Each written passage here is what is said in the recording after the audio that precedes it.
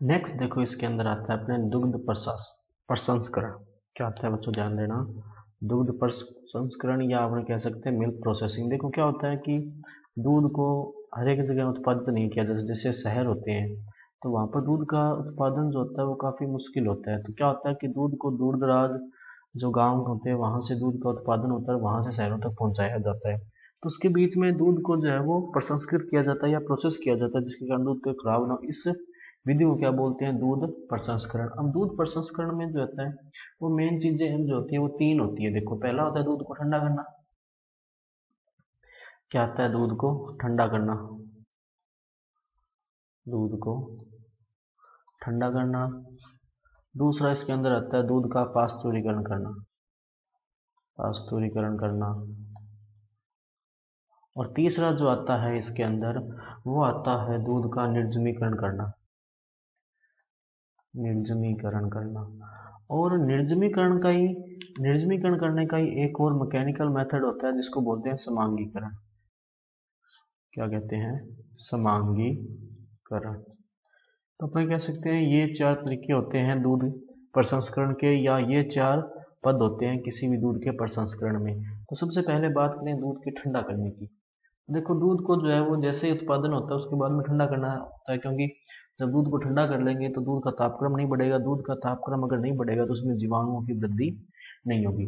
दूसरा, उसके बाद में आता है दूध को ठंडा करने की विधियां। तो देखो कई सारी विधियां हैं इसमें। एक तो नॉर्मल विधि होती है, जैसे आपने देखा होगा जो दूध लेकर जाने वाली होती है दौड़ी जिसको बोलते हैं, अपने मिल्कमैन जो होते हैं वो क्या करते हैं, अपनी जो टंकियां होती है दूध की उसके ऊपर बोरी सील लेते हैं और बोरी को गीला करके रखते हैं। एक तो वो तरीका हो गया।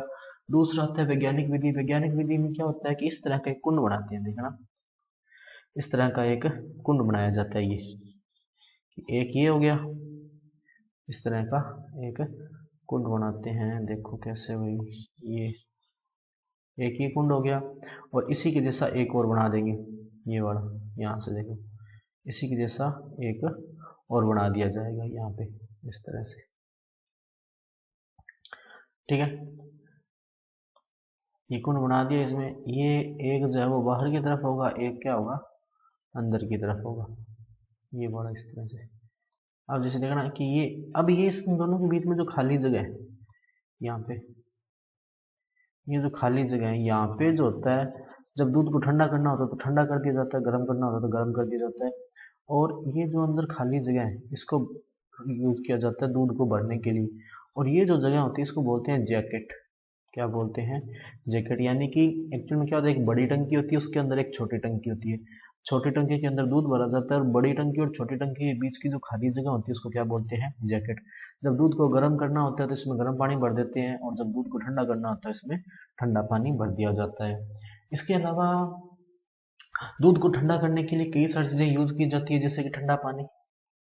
दूध को ठंडा करने के लिए कई सारी चीजें जो है यूज की जाती है ठंडा करने के लिए। एक तो हो गया पानी, दूसरा इसके अंदर आता है अमोनिया, क्या आती है, द्रव अमोनिया। और तीसरा इसके अंदर जो आता है वो आता है ब्राइन विलयन। क्या आता है बच्चों, ध्यान देना, ब्राइन विलयन। अब ये होते क्या है वो देखो, ब्राइन विलयन मेनली जानने के अपन को जो है वो काम का। ब्राइन विलयन क्या होता है वास्तव में,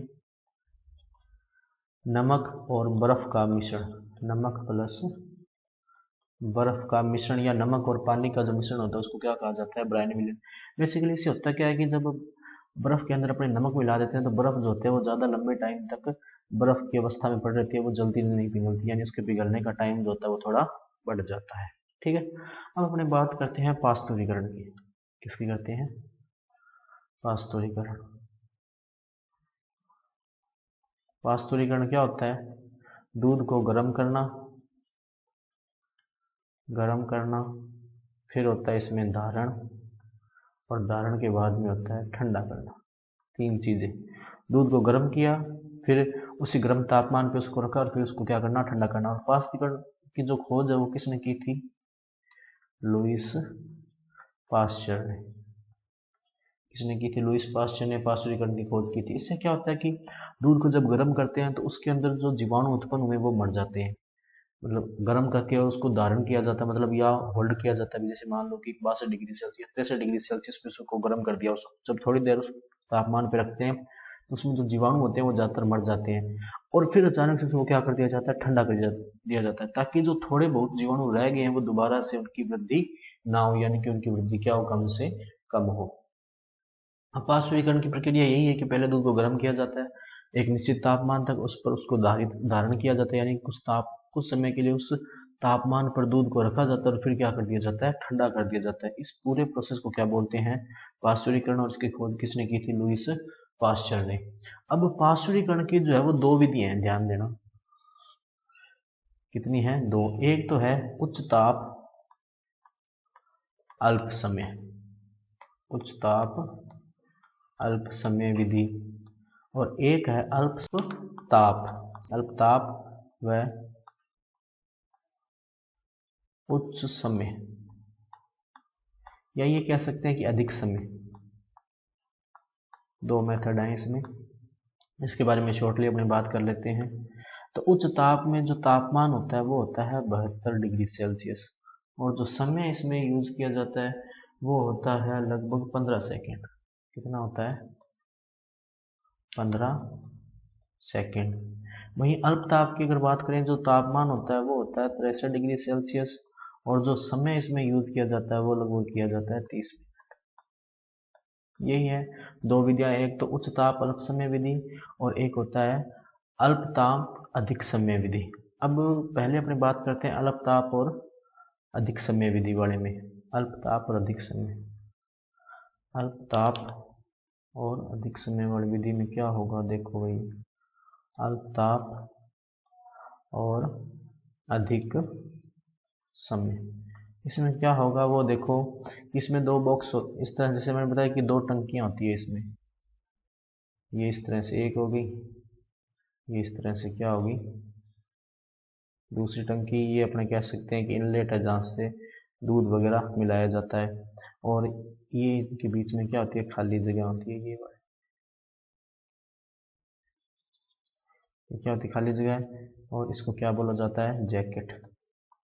क्या बोल दिया जाता है, जैकेट। अब इसमें क्या होता है कि पहले यहाँ से दूध डालेंगे इसमें, ठीक है, ये जो बीच में खाली जगह है यहाँ पे क्या डाला जाता है, दूध डाला जाता है, और पहले इसमें गर्म पानी भरते हैं। गर्म पानी भर दिया, जैसे दूध का तापमान 63 डिग्री सेल्सियस हो गया, कितना हो गया, 63 डिग्री सेल्सियस, फिर इसको 30 मिनट के लिए 63 डिग्री सेल्सियस पर ये बनाए रखते हैं, मतलब 30 मिनट के लिए लगभग 63 डिग्री सेल्सियस ताप इसका रखा जाता है। जैसे 30 मिनट का टाइम पूरा होता है, गर्म पानी को निकालते हैं और उसकी जगह कौन सा पानी भर दिया जाता है, ठंडा पानी भर दिया जाता है। ये मेथड हो गया कौन सा, अल्पताप और अधिक समय विधि का। और एक और बात ध्यान रखना कि इसके अंदर जो होता है, इसके अंदर विलोडक लगा होता है। क्या लगा होता है, विलोडक। विलोडक क्या होता है, बेसिकली जैसे मदानी होती है घरों में, तो वो क्या होता है, पंखा सा घूमता रहता है, उसके कारण क्या होता है कि सारे दूध का तापमान जो होता है वो एक जैसा बना रहता है। नहीं तो क्या होगा कि जो दीवारों के साइड साथ वाला जो दूध होगा वो ज़्यादा जल्दी गर्म या ठंडा होगा। इससे बचने के लिए इसके अंदर क्या लगा होता है, विलोडक लगा रहता है। अब ये तो होगी अल्प ताप अधिक समय विधि। दूसरा आता है उच्च ताप अल्प समय, अल्प समय विधि। अब इसमें जो है वो कई सारे होते हैं। पहला इसमें होता है पुनर्जनन भाग।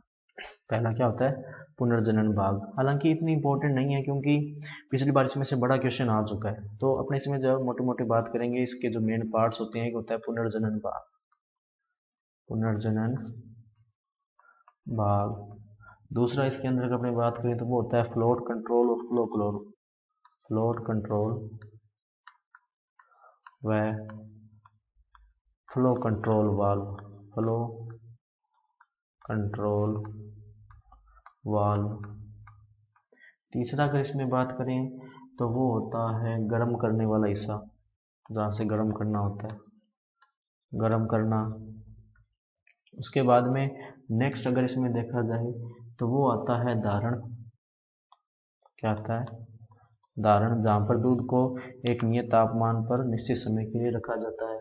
उसके बाद में होता है फ्लो डाइवर्जन भाग। क्या होता है, फ्लो डाइवर्जन भाग। और उसके बाद में इसमें आता है शीतलन भाग। क्या आता है, शीतलन भाग।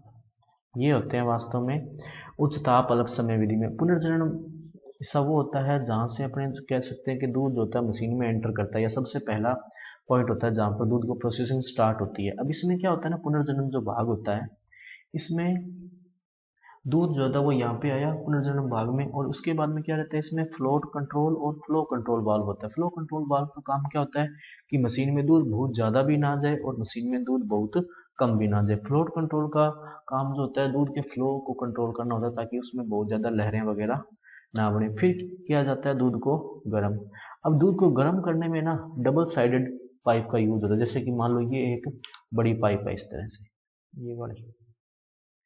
ये एक बड़ी पाइप है यहाँ पे इस तरह से, ठीक है। और इसी के अंदर एक और छोटी पाइप होगी इस तरह से, देखना ये बड़ी पाइप होगी, इसी के अंदर एक और छोटी पाइप होगी इस तरह से। इसको अपन दूसरे कलर से बना लेते हैं, हाँ जैसे ये हो गया। इसी के अंदर एक और छोटी पाइप होगी। जैसे देखो वो पिछले वाली विधि में की थी कि दो टंकियों के बीच में खाली जगह बन रही थी, इसी तरह दो पाइपों के बीच में भी क्या बन जाएगी, खाली जगह बन जाएगी। अब होता क्या है कि इस स्पेस का यूज किया जाता है तो अंदर वाली जो ट्यूब होती है, देखना ये वाली जो ट्यूब है इसमें तो होता है पास्तुरीकृत दूध, पास्तुरीकृत दूध। और इसमें जो बाहर वाली ट्यूब है जो मैंने व्हाइट कलर से बनाई हुई है, बाहर वाली ट्यूब और अंदर वाली ट्यूब के बीच की जो खाली जगह है इसको बोल सकते हैं अपने कच्चा दूध एक तरह से, या जिसको प्रोसेस नहीं किया है। अब इसका फायदा क्या है कि अपने को पता है कि जो पाश्चुरीकृत दूध है उसको ठंडा करना होगा और जो कच्चा दूध है उसको क्या करना पड़ेगा, गर्म। तो यहाँ पर ये जो दूध होते हैं दोनों साथ साथ चल रहे होते हैं, बीच में इनके स्टील की पाइप लगी होती है, जिसके कारण जो पाश्चुरीकृत दूध होता है वो तो थोड़ा ठंडा हो जाता है और जो कच्चा दूध होता है वो थोड़ा गर्म हो जाता है, जिसके कारण जो गर्म दूध है उसको ठंडा करने में ऊर्जा थोड़ी कम लगेगी और जो कच्चा दूध है उसको भी गर्म करने में ऊर्जा क्या लगेगी, थोड़ी कम। बेसिकली क्या है कि कच्चा दूध है उसको अपने को गर्म करना होगा, अपने को पता है क्योंकि पाश्चुरीकरण करना है, और जो पाश्चुरीकृत दूध है उसको ठंडा करना है। तो दोनों को क्या होता है साइड बाय साइड चलाया जाता है, जिसके कारण एक दूसरे से दोनों को फायदा होता है। अगला इसके अंदर आता है धारण, कि जैसे ही तापमान 72 डिग्री सेल्सियस हुआ 15 सेकंड के लिए उसको रोका जाता है। अब आगे जो होते हैं फ्लो डाइवर्जन भाग आता है। फ्लो डाइवर्जन भाग में काम क्या होता है कि वो पाश्चुरीकृत को दूध को अलग भेज देता है और जो पाश्चुरीकृत नहीं होता उस दूध को अलग कर देता है। और लास्ट में इसमें आता है शीतलन, यानी कि जो दूध पाश्चुरीकृत हो चुका है फ्लो डाइवर्जन वाल्व से निकल गया उसको जो है वो ठंडा किया जाता है और आगे मार्केट में भेजने के लिए वो तैयार होता है। ये हो गया पाश्चुरीकरण। अब इस पाश्चुरीकरण वाले मेथड का फायदा क्या है, जो ये अपने मेथड कर रहे हैं ना इस वाले मेथड का फायदा क्या है। तो पहला बात ध्यान देना कि इस जो ये विधि है उच्च ताप अल्प समय विधि, इसको बोला जाता है सतत पाश्चुरीकरण। क्या बोला जाता है, सतत पाश्चुरीकरण। सतत पाश्चुरीकरण इसलिए बोला जाता है क्योंकि इसमें दूध जो होता है वो लगातार आता रहता है और लगातार पाश्चुरीकरण उसका होता रहता है। वहीं अगर अपने बात करें जो इससे पहले वाला अपने किया था, इससे जो पहले वाला किया था जिसमें अल्प ताप और अधिक समय विधि लग रही थी, इसको अपने बोलते हैं, ध्यान देना इसका एक और नाम होता है, वो होता है इसका, ये कह सकते हैं अपने की बैच पाश्चुरीकरण। क्या बोलते हैं, बैच पाश्चुरीकरण या धारण विधि। क्या बोलते हैं, धारण विधि। ऐसा इसलिए बोल रहे हैं बच्चों क्यों, बैच पाश्चुरीकरण का मतलब है कि एक बार जब ये इस टंकी को अपने दूध से भर दिया तो आधे घंटे के लिए, अब ये टैंक बुक हो गया, अब आधे घंटे के लिए इसके अंदर से ना दूध निकाल सकते हैं ना दूध और मिला सकते हैं। जैसे कि मान लो बैच होते हैं कि एक बैच जो है वो हो गया कंप्लीट, जैसे प्रैक्टिकल होते हैं अपने, तो उसमें क्या होता है कि एक बैच कंप्लीट होगा जब तक उससे पहले दूसरा बैच जो भी अपने प्रैक्टिकल के लिए नहीं बिठा सकते या प्रैक्टिकल उनका नहीं हो सकता। तो जब तक एक बैच कंप्लीट नहीं होगा दूसरा बैच नहीं आएगा। सेम यहाँ पे कि जब तक इस टंकी में जो दूध डला हुआ जब तक उसका पाश्चुरीकरण नहीं होगा दूसरा दूध का जो बैच है वो नहीं आएगा या और दूध इसमें नहीं डाल सकते। अब इसको सतत पाश्चुरीकरण इसमें बोलते हैं क्योंकि इसमें लगातार दूध कच्चा दूध आता रहता है और पाश्चुरीकृत दूध बाहर निकलता रहता है। इसलिए ये कह सकते हैं कि जो बड़े स्केल पर या बड़े स्तर पर जो दूध की जो डेयरी वगैरह होती है उसके लिए काफ़ी यूजफुल होता है। और ये सारी की सारी जो प्रक्रिया है वो ऑटोमेटिक होती है, इसमें मानव श्रम की आवश्यकता नहीं होती। अगला इसमें ध्यान देना कि जो टॉपिक आता है अपने वो आता है निर्जमीकरण। क्या आता है? निर्जमीकरण, या इंग्लिश में इसको बोलते हैं स्टरलाइजेशन। निर्जमीकरण, या इंग्लिश में इसको बोला जाता है क्या? स्टरलाइजेशन। निर्जमीकरण क्या होता है? बेसिकली वसा की बड़ी गोलियों को छोटी गोलियों में बदलना। निर्जमीकरण का काम क्या होता है? वसा की बड़ी गोलिकाओं को छोटी गोलिकाओं में बदलना। बड़ी गोलिकाओं को छोटी गोलिका में बदलना। छोटी गोलिका में बदलना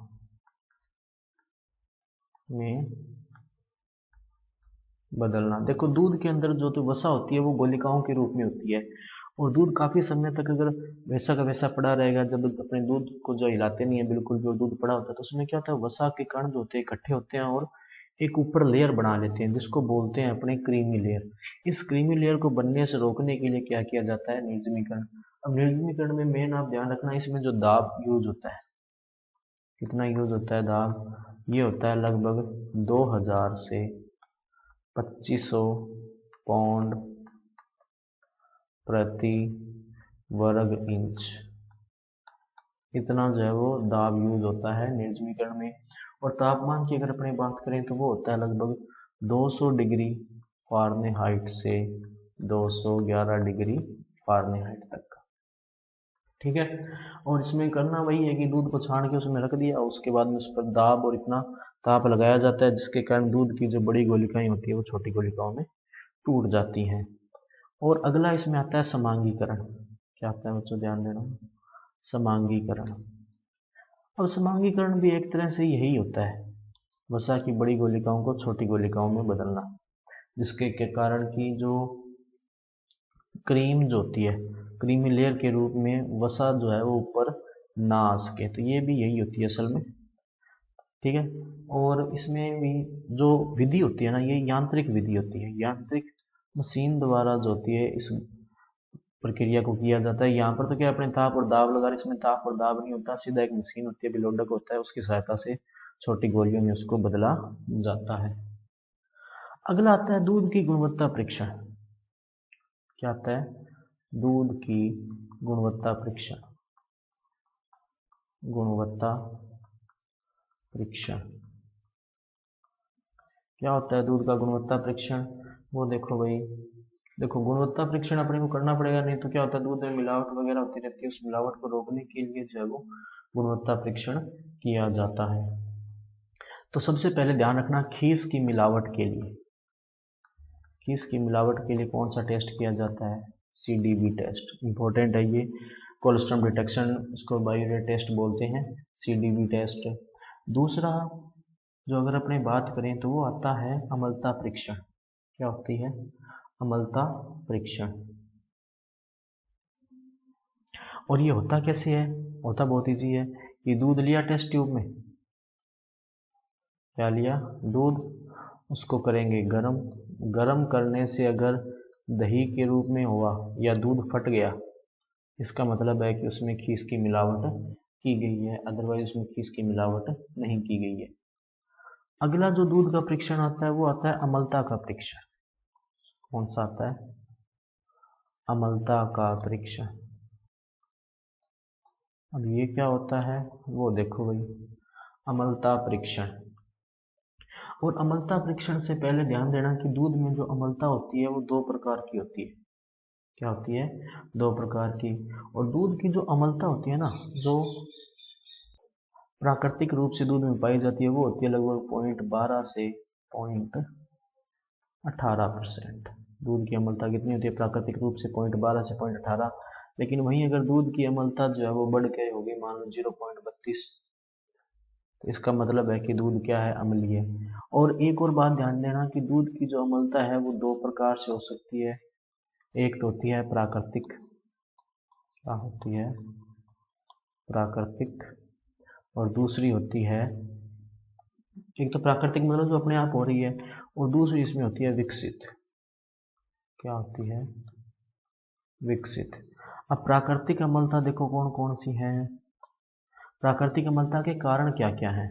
वो देखो भी, पहला इसमें होता है कार्बन डाइऑक्साइड। ध्यान देना, कार्बन डाइऑक्साइड के कारण उसमें अम्लता होती है। उसके अलावा अगर अपने बात करें तो फास्फेट समूह होता है दूध में, उसके कारण भी होती है। उसके अलावा अगर अपने देखें तो कैसीन प्रोटीन होता है, उसके कारण भी दूध की अम्लता होती है। उसके अलावा एल्बुमिन होता है, क्या होता है?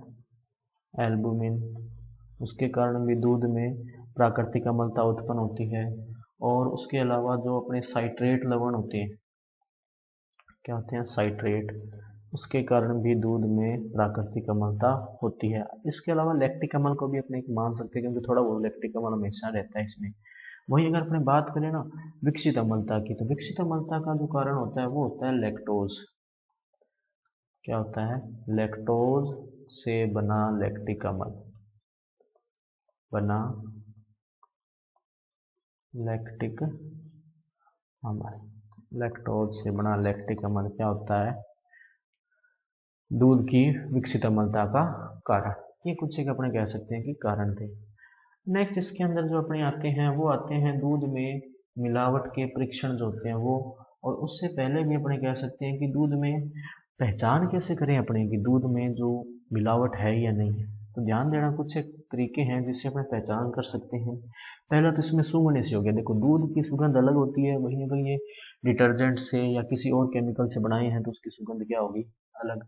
दूसरा, उसका स्वाद से पता लग सकता है। तीसरा, उसका जो अम्लीय गुण है, जो उसकी पीएच है, पीएच से पता लग सकता है। ध्यान रखना, दूध की जो पीएच होती है वो थोड़ी सी अम्लीय होती है, लगभग 6.4 से 6.7 के बीच में। लेकिन जो कृत्रिम रूप से तैयार किया गया दूध होगा उसकी पीएच जो होगी वो 10 से ज़्यादा हो सकती है। उसके अलावा बात करें ना तो दूध जो होता है, दूध में जो यूरिया की मात्रा होती है उससे भी पता लग सकता है। एक इसमें आता है दूध का शर्करा परीक्षण। क्या आता है? शर्करा परीक्षण। ये थोड़ा सा इंपॉर्टेंट है, ध्यान देना। जो कृत्रिम दूध होता है, कौन सा? कृत्रिम दूध। कृत्रिम दूध का जो शर्करा परीक्षण होता है वो धनात्मक होता है। क्या होता है? धनात्मक। वहीं जो असली दूध होता है, असली दूध, उसका शर्करा परीक्षण क्या होता है? ऋणात्मक। शर्करा परीक्षण उसका क्या होता है? ऋणात्मक होता है। अब अपने जो है वो देखेंगे कि दूध में कौन से तत्वों की मिलावट की जा सकती है, उसमें कौन सा अपने तत्व मिलाएंगे और उसके कारण मिलावट है तो क्या रंग आएगा और मिलावट नहीं है तो क्या रंग आएगा। पहला आएगा यौगिक, जो उसकी मिलावट की गई है। तो यहाँ मैंने लिख दिया यौगिक, जिसकी मिलावट की जांच कर रहे हैं अपने। फिर अपने लिखेंगे अभिकारक। क्या लिखेंगे? अभिकारक। फिर इसमें लिखेंगे मिलावट है, अगर मतलब उपस्थिति है, मिलावट अगर है और मिलावट नहीं है। पता कैसे चलेगा वो देखो भाई, इसमें अपनी बात करते हैं। तो सबसे पहले जल मिलावट की बात होती है। तो देखना, जल का मिलाना दूध को ऐसा नहीं है कि रासायनिक बना रहा है या ये कह सकते हैं कि दूध को हानिकारक बना रहा है। पर जल का मिलाने से क्या होता है कि हमारी पॉकेट पर फर्क पड़ रहा है। सिंपल सी बात है, अभी हम दूध दे रहे हैं और दूध दूध के पैसे दे रहे हैं और दूध के बदले हमें क्या मिल रहा है? पानी मिल रहा है।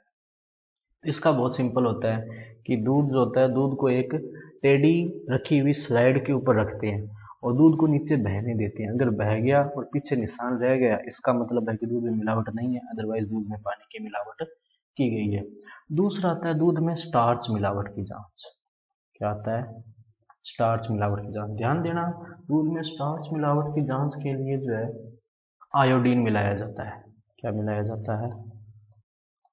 आयोडीन। हो सकता है आपने पिछले दिनों कोई रील वगैरह भी देखी हो जहाँ पर पनीर में मिलावट की जांच के लिए आयोडीन यूज किया जा रहा है, आयोडीन मिलाती है। अगर आयोडीन में मिलाने के बाद में अगर उसका रंग जो है हल्का भूरा दिखाई दे, रंग क्या दे? हल्का भूरा, इसका मतलब है कि उसमें आयोडीन मिलाने के बाद में अगर हल्का भूरा रंग हो गया, इसका मतलब है कि मिलावट नहीं की उसकी, उसने मिलावट नहीं की। ध्यान देना, अगर हल्का भूरा रंग आए तो हल्का भूरा रंग हुआ अगर तो। लेकिन अगर उसका रंग हो गया गहरा नीला, क्या रंग हो गया, गहरा नीला अगर रंग हो गया, इसका मतलब है कि दूध उसमें स्टार्च की मिलावट की गई है, मिलावट है नहीं है। ठीक है। दूसरा इसके अंदर जो आता है अपने, वो आता है यूरिया। यूरिया की जो जांच होती है उसके लिए जो विकारक यूज किया जाता है वो होता है DAMB, para di methylamine benzaldehyde, para di methylamine benzaldehyde, किसका प्रयोग होता है, पैरा डाई मेथिलएमीन बेंजेल्डिहाइड। अब जैसे मान लो कि जो दूध का सैंपल है अपने पास, उसके अंदर अपने ये DAMB मिला दिया, और मिलाने के बाद में अगर उसका रंग गहरा पीला हो गया, रंग क्या हो गया, गहरा पीला, गहरा पीला अगर रंग हो जाता है, इसका मतलब है कि मिलावट की गई है। लेकिन अगर हल्का पीला होता है, रंग क्या होता है, हल्का पीला होता है, इसका मतलब यूरिया की मिलावट नहीं की गई है। अगला अगर अपने बात करें 3 नंबर पे, तो यूरिया के बाद में अगला जो आता है वो आता है ग्लूकोज।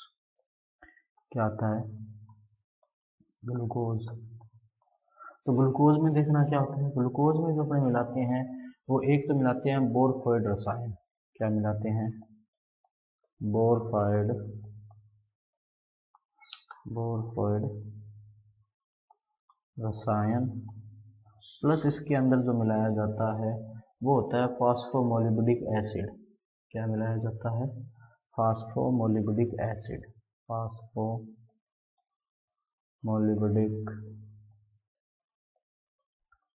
फास्फोमोलिब्डिक अम्ल, ये जो इसके अंदर मिलाया जाता है। अब ये मिलाने के बाद में जो परीक्षण करते हैं अपने, जो प्रश्नली अपने को दे रखी है, जिसमें होता है अगर इसका रंग हो गया गहरा नीला, तो क्या हो गया, गहरा नीला, इसका मतलब तो मिलावट की गई है। लेकिन अगर जो रंग है वो गहरा नीला नहीं है, हल्का नीला रंग है, रंग क्या है, हल्का नीला, हल्का नीला अगर रंग होगा इसका मतलब मिलावट नहीं है। ग्लूकोज के बाद में अगला जो इसके अंदर आता है वो देखना, वो कौन सा आता है, वो आता है इसमें चीनी मिलावट की जांच। क्या आता है, चीनी, हाँ बिल्कुल, चीनी की भी मिलावट होती है इसके अंदर, ध्यान देना, चीनी मिलावट की जांच। तो इसमें देखना क्या मिलाया जाता है, HCl, हाइड्रोक्लोरिक अम्ल, प्लस इसके अंदर जो मिलाया जाता है वो मिलाया जाता है रिसोर्सिनॉल। क्या मिलाया जाता है, रिसोर्सिनॉल। ये दोनों मिला दिए और उसके बाद इसको क्या करते हैं, गर्म करते हैं। अगर ईंट के जैसा लाल रंग आता है, ईंट के समान लाल, समान लाल रंग अगर आता है, इसका मतलब कि उसमें चीनी मिली हुई है। लेकिन अगर कोई रंग नहीं आता, कोई रंग नहीं, कोई रंग नहीं आता, इसका मतलब है कि उसमें चीनी की मिलावट नहीं की गई है। अब चीनी का ये हो गया। अगला देखो इसमें क्या आता है, अगला इसमें आता है सोडा मिलावट की जांच। क्या आता है, सोडा मिलावट, जो अपने कपड़े धोने वाला सोडा होता है वो होता है सोडा मिलावट की जांच। तो इसके अंदर ध्यान रखना, इसमें क्या मिलाते हैं, एथिल अल्कोहल। क्या मिलाते हैं, एथिल अल्कोहल, प्लस इसके अंदर मिलाया जाता है अपने एथिल अल्कोहल के साथ दूसरी चीज में वो मिलाया जाता है रोजेलिक अम्ल। क्या मिलाया जाता है, रोजेलिक अम्ल, और गर्म करते हैं। क्या किया जाता है, गर्म किया जाता है। अगर गुलाबी रंग दिखाई देता है इसका मतलब है कि मिलावट की गई है। अगर गुलाबी रंग दिखाई दे रहा है इसका मतलब मिलावट की गई है। लेकिन वहीं अगर अपने लाल रंग दिखाई दे तो इसका मतलब है कि मिलावट नहीं की गई है। अगला इसके अंदर जो आता है वो आता है फार्मेलिन। ये फार्मेलिन, एक ये ग्लूकोज वाला हो गया, एक ये स्टार्च वाला हो गया, और उसके अलावा ये जो यूरिया वाला है, ये चार जो है मोस्ट इंपॉर्टेंट है, ध्यान रखना। फार्मेलिन मिलावट की जांच के लिए ध्यान देना क्या मिलाया जाता है इसमें? पहले मिलाया जाता है फेरिक क्लोराइड यानी FeCl3। क्या मिलाया जाता है? Ferric chloride FeCl3। और उसके साथ इसमें मिलाया जाता है सांद्र सल्फ्यूरिक अम्ल यानी H2SO4। क्या मिलाया जाता है? सल्फ्यूरिक अम्ल मिलाया जाता है। अगर बैंगनी रंग दिखाई देता है, कौन सा रंग? बैंगनी रंग अगर दिखाई दे रहा है, इसका मतलब तो मिलावट की गई है। लेकिन अगर कोई रंग दिखाई नहीं देता, कोई रंग नहीं होता, कोई रंग नहीं होता, इसका मतलब मिलावट नहीं की गई है। नेक्स्ट अगर अपने इसमें देखें तो वो आता है वनस्पति तेल, जो वेजिटेबल ऑयल होता है वो भी मिलाया जाता है ना, क्योंकि क्रीम निकाल लेते हैं उसकी जगह वनस्पति तेल मिला दिया जाता है। तो वनस्पति तेल की मिलावट के लिए क्या किया जाता है? उसमें मिलाया जाता है हाइड्रोक्लोरिक अम्ल HCl प्लस चीनी। अगर मिश्रण लाल हो गया, इसका मतलब है कि उसके अंदर वनस्पति तेल मिलाया गया है। और अगर ऐसा नहीं होता है तो इसका मतलब वनस्पति तेल नहीं मिलाया गया। और सबसे लास्ट में अपने कह सकते हैं कृत्रिम दूध। कृत्रिम दूध में वही है, लास्ट में क्या आता है? कृत्रिम दूध। कृत्रिम दूध। तो कृत्रिम दूध देखो, एक तो तरीका ये होता है कि दूध को हाथ में लेकर देखते हैं। कृत्रिम ज्यादातर जो है वो डिटर्जेंट से बनाया जाता है। हाथ में लेके देखें, अगर डिटर्जेंट के जैसा चिकनापन महसूस हो रहा है, इसका मतलब दूध में मिलावट है, अदरवाइज दूध में मिलावट नहीं है। वहीं अगर अपने बात करें रासायनिक रूप से, तो इसके अंदर जो है वो ब्रोमोक्रिसोल पर्पल मिलाया जाता है। ब्रोमोक्रिसोल पर्पल क्या मिलाया जाता है? ब्रोमोक्रिसोल पर्पल मिलाया जाता है। और ब्रोमोक्रिसोल पर्पल मिलाने के बाद में अगर इसका रंग जो है वो हल्का नीला हो जाए, रंग क्या हो जाए? हल्का नीला, इसका मतलब है कि मिलावट की गई है, अदरवाइज मिलावट नहीं की गई है। तो ये कुछ एक टेस्ट हैं, इसमें आप ध्यान देना। एक तो फार्मेलिन का, एक यूरिया, एक स्टार्च, और एक जो आपने किया था ग्लूकोज। इन चार के टेस्ट जो है इम्पोर्टेंट है, वो ध्यान रखना। नेक्स्ट इसके अंदर जो आता है वो आता है अपने दूध से बने हुए प्रोडक्ट, दूध के उत्पाद। अब दूध के उत्पाद कौन कौन से हैं? पहला तो इसके अंदर आता है खीस। अब देखो, अपने जो शुरुआत में दूध की परिभाषा की थी तब अपने बात की थी कि जो खीस होता है उसको दूध का हिस्सा नहीं माना जाता, वो दूध से बना हुआ उत्पाद माना जाता है, उसको दूध में शामिल नहीं किया जाता है। दूसरा इसके अंदर अगर अपने बात करें खीस के बाद में जो अगला इसका उत्पाद आता है, वो इसमें देखो बहुत सारे हैं वैसे तो। दूध के साथ दही होता है, छाछ होता है। अगला जिसमें अपने कह सकते हैं वो हो गया दही। फिर इसके अंदर अपने कह सकते हैं छेना। अगला इसमें हो सकता है खोवा या मावा, खोवा या मावा। उसके अलावा अगर अपनी बात करें तो हो गया पनीर या क्रीम, जो होते हैं वो सारे क्या होते हैं? इसके घटक हो सकते हैं दूध के, या दूध के उत्पाद हो सकते हैं, घटक नहीं सॉरी, दूध के उत्पाद हो सकते हैं। इसमें जो सबसे लास्ट में मैंने लिखे हैं क्रीम और पनीर, ये सबसे ज़्यादा इंपॉर्टेंट है, अभी बता रहा हूँ मैं आपको।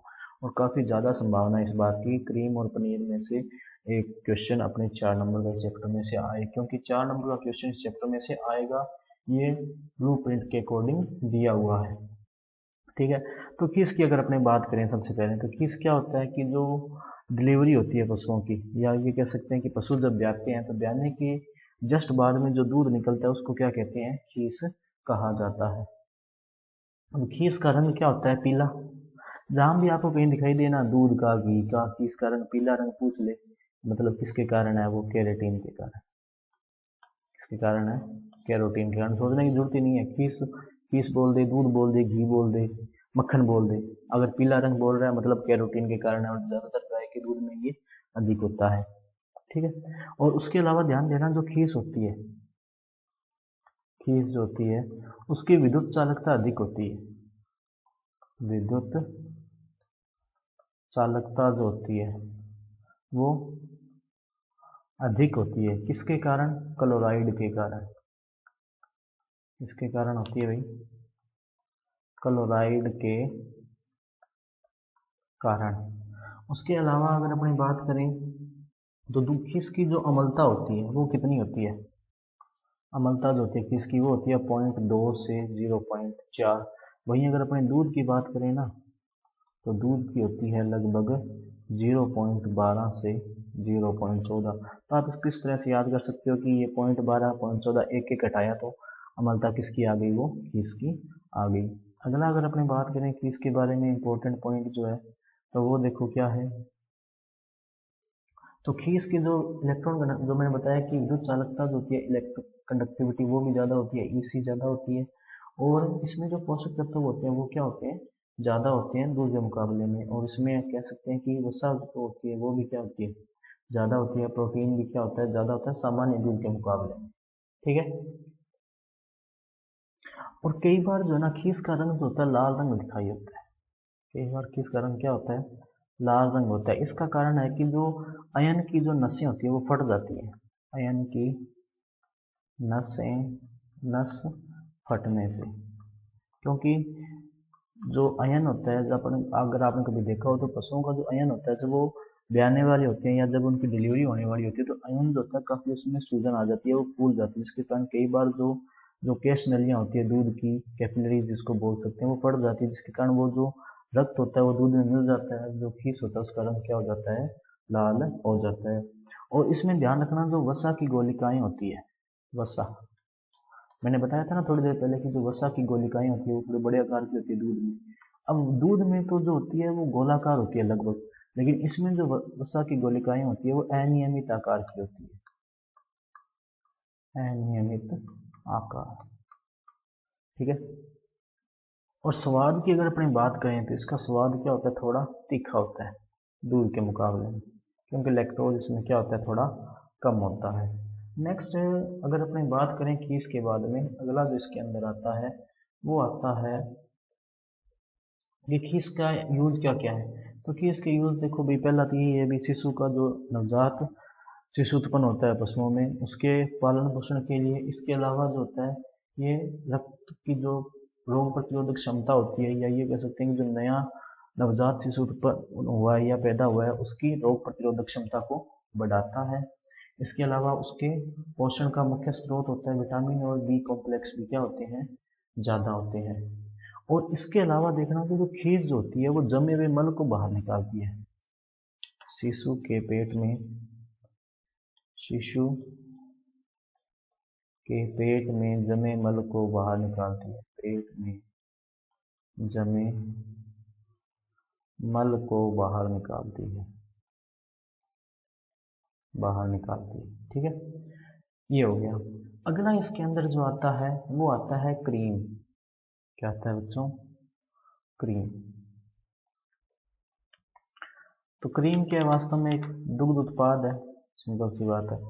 क्रीम क्या है? दुग्ध उत्पाद है जिसमें जो वसा होती है वो अलग अलग हो सकती है। 20% से लेकर 20 से लगभग अपने कह सकते हैं 20% से अधिक जिसमें वसा होती है उस सभी को क्या कह सकते हैं? अपने क्रीम कहा जा सकते हैं। अब क्रीम जो होती है वो भी 3 प्रकार की होती है। एक तो होता है पतली क्रीम जिसको टेबल क्रीम बोलते हैं, जो आपने देखा होगा शादी ब्याह वगैरह में सब्जी के ऊपर क्रीम डाल के देते हैं, वो होती है। दूसरी होती है गाढ़ी क्रीम, या आपने कह सकते हैं मध्यम क्रीम। मध्यम क्रीम। और तीसरा इसके अंदर आता है वो आता है गाढ़ी क्रीम। क्या आता है? गाढ़ी क्रीम, या जिसको थिक क्रीम बोलते हैं। पतली क्रीम में जो वसा की मात्रा होती है वो होती है लगभग 20 से 25%। 20 से 25% क्या होती है? वसा। वहीं अगर अपने बात करें मध्यम क्रीम में तो इसमें होती है लगभग 25 से 45, 25 से 45%। और जो गाढ़ी क्रीम होती है उसमें 45% से अधिक वसा होती है। ये होती है वास्तव में क्रीम। जो पतली क्रीम है उसका मैंने बताया जैसे भोजन वगैरह में उपयोग करते हैं। मध्यम क्रीम जो है उसका उपयोग जो है कई जगह कॉफ़ी वगैरह में या पेस्ट्री वगैरह जो होती है उसको बनाने में करते हैं। और गाढ़ी क्रीम का उपयोग ज़्यादातर घी बनाने में किया जाता है। अब आता है क्रीम पृथक्करण का सिद्धांत। क्रीम पृथक्करण, ये क्रीम को अलग कैसे करते हैं? क्रीम पृथक्करण क्रीम को अलग करते कैसे हैं दूध से? तो इसके लिए अपने को पता होना चाहिए घनत्व दूध का और क्रीम का। तो घनत्व देखना जो क्रीम का होता है वो कितना होता है, क्रीम का घनत्व वो होता है लगभग 0.93।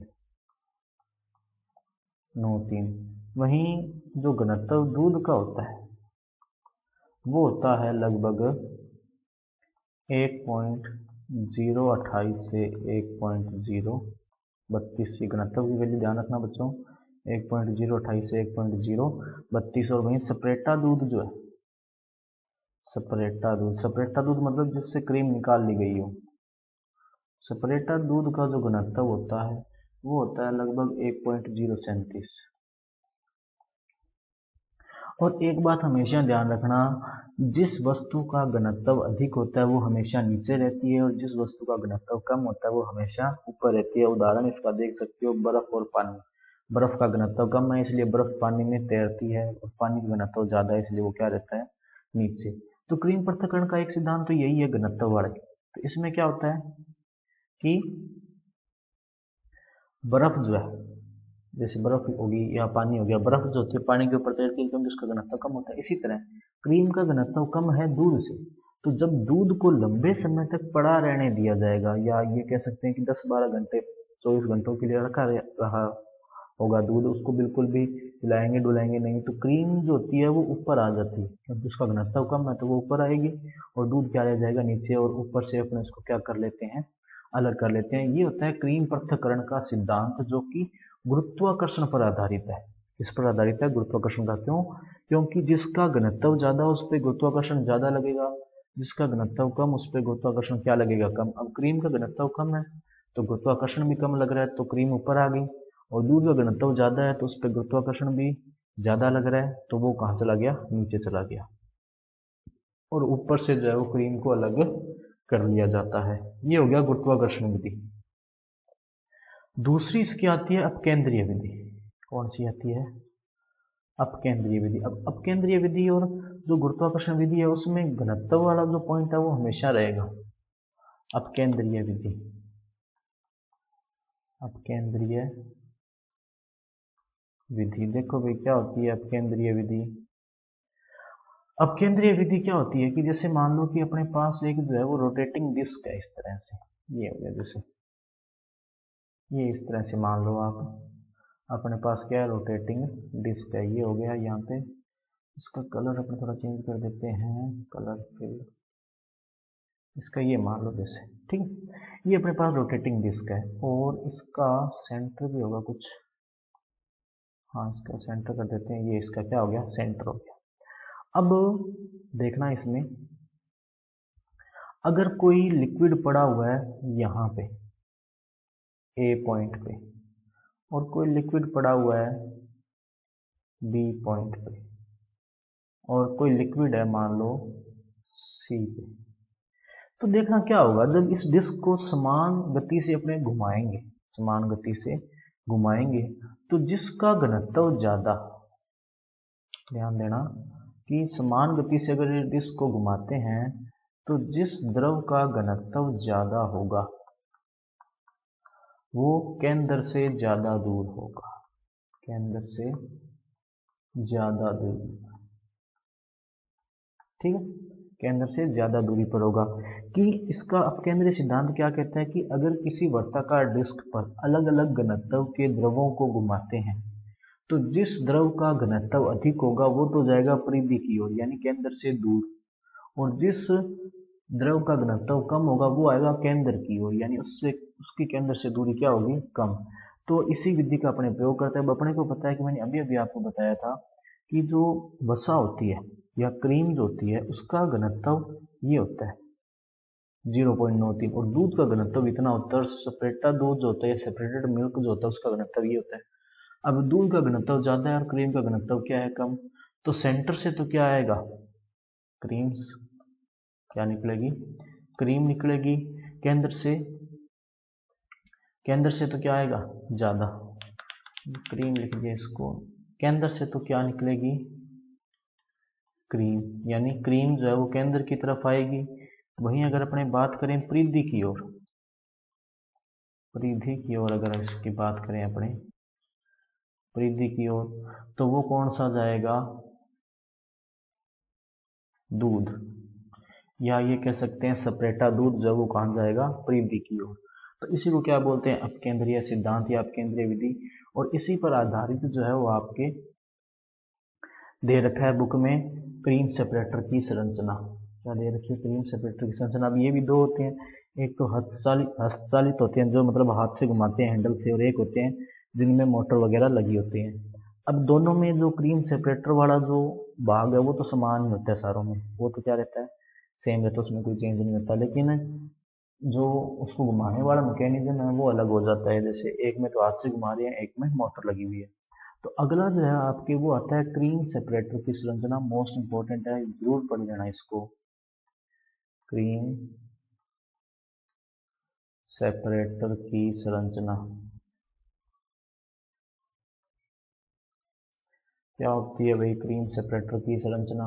तो इसमें सबसे पहले आती है बॉडी। क्या आती है, बॉडी। क्रीम सेपरेटर की संरचना में पहले आती है बॉडी। बॉडी मतलब जिसके अंदर सारा जो क्रीम सेपरेटर वाले पुर्जे जो होते हैं वो रखे होते हैं, या बॉडी उसको कवर कर रही होती है पुर्जों को। दूसरा आता है दुग्ध पात्र। क्या आता है, दुग्ध पात्र मतलब जिसके अंदर दूध रखा जाता है, ऊपर होता है ये बर्तन क्रीम सेपरेटर के सबसे ऊपर। तीसरा इसके अंदर जो आता है वो आता है अपने मिल्क कंट्रोल। क्या आता है, मिल्क कंट्रोल या दूध नियंत्रक। क्या आता है, दूध नियंत्रक। दूध नियंत्रक क्या होता है, जो दूध की मात्रा को निर्धारित करता है भी कितना दूध जो मशीन में जाएगा, कितना दूध जो मशीन में नहीं जाएगा। क्योंकि अगर दूध ज़्यादा चला गया तो क्रीम ढंग से नहीं निकलेगी, और दूध अगर कम डाला तो दूध क्रीम सारी निकल जाएगी, उसमें कुछ बचेगी भी नहीं। अगला अगर इसमें बात करें जो आता है इसमें, वो आता है मिल्क फ्लोट। क्या आता है, मिल्क फ्लोट। देखो अभी अभी मैंने बताया कि दूध नियंत्रक होता है जो दूध को अपने आप ही बंद कर देता है और अपने आप ही चालू कर देता है। तो क्या होता है, इसके अंदर एक रबड़ की डिस्क सी होती है, बीच में एक गर्दननुमा हिस्सा होता है, उसमें एक रबड़ की डिस्क होती है। तो जैसे ही वो पूरा भरती है वो रबड़ की डिस्क ऊपर उठती है, और जहां से दूध आ रहा होता है उस सुराख को क्या कर देती है, बंद कर देती है। इसको बोलते हैं मिल्क फ्लोट। अगला आता है क्रीम स्पाउट। क्या आता है, क्रीम स्पाउट। क्रीम स्पाउट अपने ये कह सकते हैं कि वो हिस्सा जिससे क्रीम बाहर आ रही होती है। क्रीम स्पाउट क्या होता है, क्रीम स्पाउट होता है जो केंद्र की ओर लगा होता है और इससे क्रीम क्या आती है, बाहर आती है। अगला जो है इसमें वो है सपरेटा दूध स्पाउट। क्या है, सपरेटा दूध स्पाउट। क्या होता है, सपरेटा दूध स्पाउट। इससे नाम से दिख रहा है सपरेटा दूध स्पाउट, मतलब ये बाहर की तरफ लगा होता है, इससे सपरेटा दूध जो होता है या जो वो दूध जिससे क्रीम अलग हो चुकी है वो निकलता है। उसके बाद में आता है इसमें बाउल। क्या आता है बच्चों, ध्यान देना, बाउल। अब बाउल जो होता है ये सबसे इंपॉर्टेंट पार्ट होता है मशीन का, इसको मशीन का हृदय भी बोला जाता है। क्या बोलते हैं भाई, हृदय भी बोला जाता है क्रीम सेपरेटर मशीन का। बाउल के जो है वो खुद के आगे 3-4 पार्ट होते हैं, देखो कौन कौन से। बाउल जो होता है इसके आगे भी जो है वो 3-4 पार्ट होते हैं, बहुत ही कौन कौन से हैं वो देखो भाई, अलग अलग होते हैं ये। सबसे पहला आता है इसमें बाउल बॉडी। क्या आता है, बाउल बॉडी। दूसरा इसके अंदर जो आता है वो आता है रबर का छल्ला। बाउल बॉडी वही जो सारी बाउल्स को कवर करता है, रबर का छल्ला। ये एक रबर की रिंग होती है जो दूध को लीक नहीं होने देती, ठीक है। तीसरा आता है दूध वितरक। क्या आता है, दूध वितरक। ये क्या होता है, एक जो कटोरी नुमा एक संरचना होती है जिसके ऊपर थोड़े थोड़े उभार होते हैं। जब दूध इनके ऊपर से निकलता है तो दूध जो होता है वो पतली पतली झिल्लियों में बंट जाता है, इसलिए इसको नाम क्या दे दिया, दूध वितरक। और उसके बाद में आता है अपने बाउल डिस्क। क्या आता है, बाउल डिस्क। Bowl disc. अब बाउल डिस्क भी ध्यान देना 3 होती है। बाउल डिस्क कितनी होती है, 3। कौन कौन सी, वो देखो भाई। बाउल डिस्क कितने प्रकार की होती है बच्चों, ध्यान देना, 3 प्रकार की है। वो कौन कौन सी होती है वो देखो। बाउल डिस्क 3 होती हैं। कौन कौन सी, देख लेते हैं अपने। एक होती है टॉप डिस्क। क्या होती है? Top disc.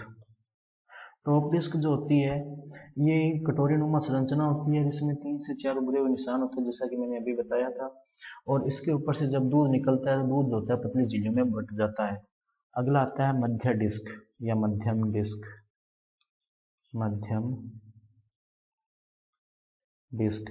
मध्यम डिस्क क्या होता है कि इसमें ये अपने कह सकते हैं कि सबसे इंपॉर्टेंट पार्ट है क्रीम सेपरेटर की संरचना का, बाउल में भी सबसे इंपॉर्टेंट पार्ट। अभी ये जो मध्यम डिस्क होती है ना, इसमें छोटी छोटी डिस्क या ये कह सकते हैं बाउल्स होती हैं, और इनकी जो संख्या है मध्यम डिस्क में, जो बाउल्स है जिसको आम भाषा में कोली भी बोला जाता है, संख्या जो होती है वो अलग अलग होती है।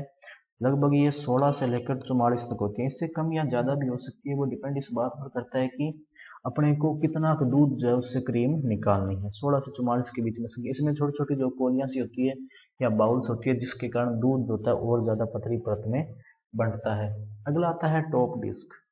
क्या आता है बच्चों? Top disc. टॉप डिस्क में ये जो होता है एक ही होता है। पहली बात तो ध्यान रखना, जैसे मध्यम डिस्क में कई सारी हैं, टॉप डिस्क एक ही होता है। इसकी गर्दन जो होती है वो थोड़ी सी लंबी होती है इन 2 डिस्क के मुकाबले, और इसकी गर्दन में एक सुराग भी होता है जिसको क्रीम का सुराग भी कहते हैं, क्योंकि क्रीम यहीं से निकल रही होती है। क्रीम क्या होती है? यहीं से निकलती है, इसलिए इसको क्या बोलते हैं? Top disc. तो इसको क्या कहते हैं? Top disc. और टॉप डिस्क जो होती है उसमें गर्दन थोड़ी सी लंबी होती है, और इसके ऊपर अपने कह सकते हैं गर्दन में एक सुराग सा होता है जिससे क्रीम बाहर निकलती है, इसलिए इसको क्या बोलते हैं? क्रीम स्क्रू या क्रीम सुराग भी बोला जाता है। कई बार क्वेश्चन आ सकता है कि क्रीम सुराग जो होता है वो कौन सी डिस्क में होता है? टॉप डिस्क में। ये देखना बच्चों, अपने थोड़ा सा यहाँ पे गलत लिख दिया, ये टॉप डिस्क नहीं होती है, बॉटम डिस्क होती है। क्या होती है? बॉटम डिस्क होती है ये बॉटम डिस्क होती है, देखना इसमें बॉटम डिस्क, ये गलती से लिख दिया आपने। बाकी फंक्शन वही है, बॉटम डिस्क जो होती है मतलब नीचे होती है। बाकी इसकी संरचना जो आपकी बुक में एक बार देखोगे एकदम क्लियर हो जाएगी, इसमें कोई बहुत बड़ी बात नहीं है। बाउल हो गया। बाउल के बाद में अगला जिसमें आता है वो आता है बाउल हुड। क्या आता है बच्चों? नेक्स्ट इसमें आता है bowl hood. Bowl hood. Bowl hood क्या होता है? ये बाउल के जो कई सारे भाग होते हैं उनको स्ट्रक्चर रखने का काम होता है। इसमें की गर्दन भी लंबी होती है, और इसकी गर्दन में 2 छेद होते हैं। एक वाले से जो होता है अपने क्रीम आ रही होती है, दूसरे से क्या निकलता है? सेपरेटा दूध बाहर निकलता है। बाउल हुड में कितने छेद होते हैं? 2 छेद, 2 छिद्र, जिससे क्या निकलती है? एक तो क्रीम, और दूसरे वाले से क्या निकलता है? दूध निकलता है। और उसके अलावा एक और बात ध्यान देना कि ये जो बाउल हुड होता है इसके अंदर क्रीम स्क्रू होता है। क्या होता है? Cream screw. अब क्रीम स्क्रू जितना अंदर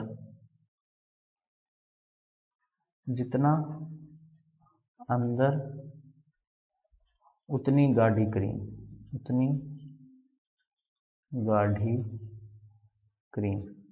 ये क्रीम स्क्रू होता है किसके अंदर? बाउल हुड के अंदर। बाउल हुड के अंदर 2 छेद होते हैं, जिसमें से एक में से क्रीम बाहर आती है, दूसरे में से जो सेपरेटेड दूध है वो बाहर आता है। बाउल हुड में एक क्रीम स्क्रू होता है। वो क्रीम स्क्रू जितना अंदर वाली साइड होगा क्रीम उतनी ही गाढ़ी मिलेगी, जितना क्रीम स्क्रू बाहर की तरफ होगा क्रीम उतनी ही क्या मिलेगी? पतली मिलेगी। अगला आता है इसमें बाउल नट। क्या आता है बच्चों? बाउल नट। बाउल नट वही है जो क्रीम स्क्रू के ऊपर लगा होता है। ये बाउल की डिबरी उत्ती का कार्य करती है, ये कह सकते हैं इसको। और ये क्या करता है? बाउल हुड को कसे रखता है, जिसके कारण वो बाउल हुड जो होता है एक जगह पे टिका रहता है, खराब नहीं होता।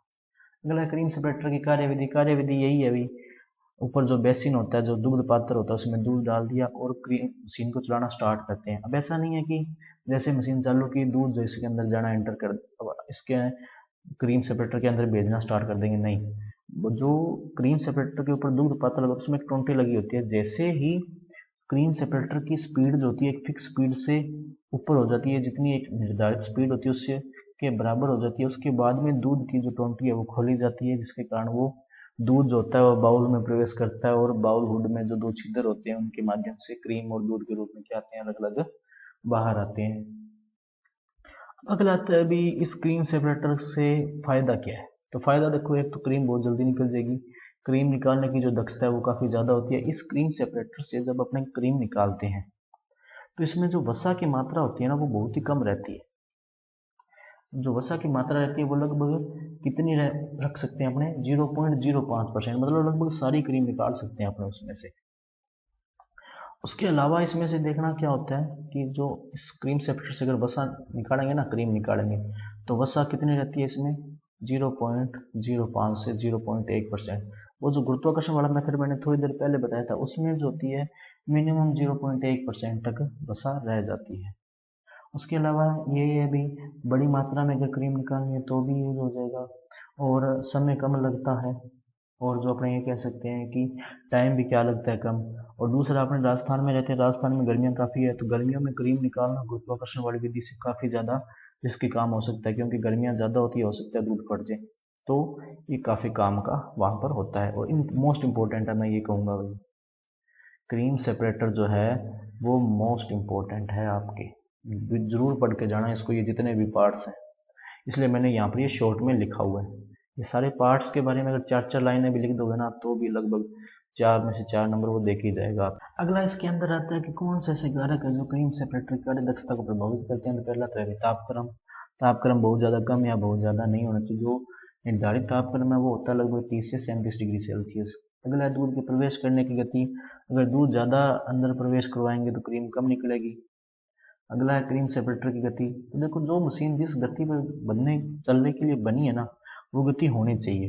अगर उस गति से अगर अपने इधर उधर जाएंगे तो क्रीम की जो गुणवत्ता है और मात्रा है दोनों प्रभावित होंगी। वहीं अगर अपनी बात करें क्रीम स्क्रू, तो जैसा कि मैंने बताया, क्रीम स्क्रू जितना अंदर वाली साइड होगा क्रीम उतनी गाढ़ी बनेगी, क्रीम स्क्रू जितना बाहर की तरफ होगा क्रीम उतनी पतली बनेगी। और अगला है कि दूध जो है उसको क्रीम सेपरेटर जिसमें भी अपने डाल रहे हैं वो क्रीम सेपरेटर का आधार जो होना चाहिए वो स्ट्रॉन्ग होना चाहिए, कि पता चले क्रीम सेपरेटर चालू किया और जिस पे फर्श पे या उस पे लगाया है वो क्या हुआ, मशीन जो थी हिलने लग गई या वो सही से काम नहीं कर पाई। ठीक है। अगला आता है घी से बने हुए प्रोडक्ट। तो भाई पहला इसमें आता है मक्खन।